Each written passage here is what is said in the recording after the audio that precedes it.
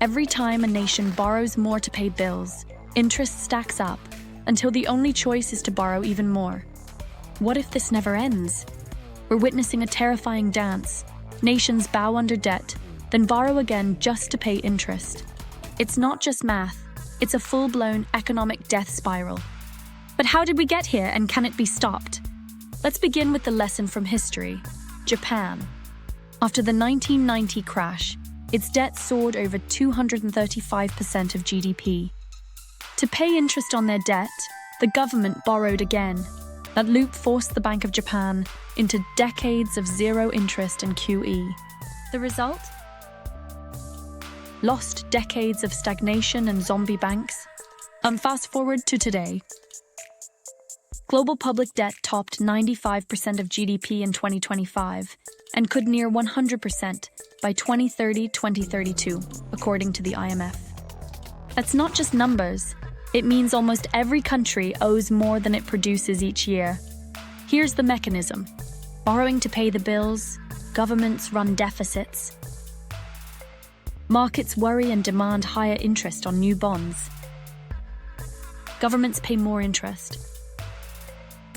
To cover that, they borrow even more.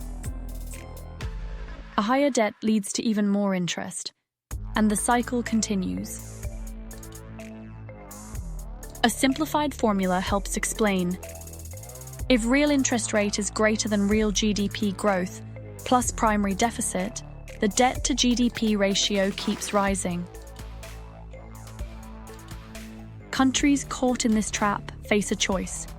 Borrow at higher rates or cut spending, often triggering austerity-led recession, which then worsens debt again. The world is already seeing the effects. Borrowing costs for G7 nations and Japan are spiking, with bond markets turning anxious. OECD countries will issue $17 trillion in sovereign bonds in 2025, up from $14 trillion in 2023, just to roll over old debt. Add rising global interest rates, triggered by inflation and central bank tightening.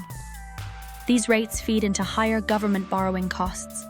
Now, interest payments are eating 3 to 5% of GDP, the highest since before 2008. Even the US isn't immune. Federal debt hit $36.5 trillion, about 123% of GDP, and interest on that debt surpassed $875 billion in FY23, more than the entire defense budget. As yields climb and issuance soars, investors are jittery. Bond vigilantes may demand ever higher yields, further pushing governments into fiscal pain. So what happens next? Countries choose between austerity, cut spending, slow growth, risk recession, a monetary bailout, where the Fed and BOJ buy bonds, leading to an inflation risk, debt restructuring or default, or a catastrophic loss of trust. Ray Dalio warns the US could hit a tipping point, a death spiral if high deficits meet low demand for bonds.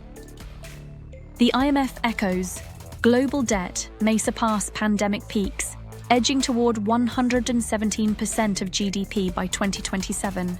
Ultimately, the debt spiral isn't just numbers, it's about trust. Investors stop buying until yields stabilize. We may be inching toward the era of low trust, high yields, low growth, a classic spiral.